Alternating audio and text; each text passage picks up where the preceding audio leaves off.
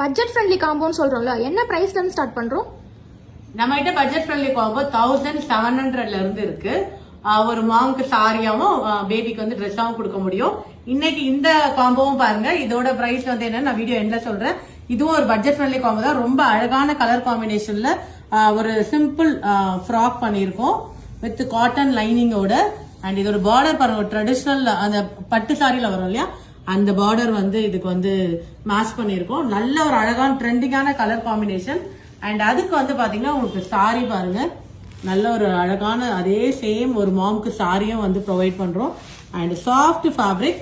And இது வந்து இந்த காம்போட பிரைஸ் என்னன்னு பாத்தீங்கன்னா 1999 இருந்து ஸ்டார்ட் ஆகுது.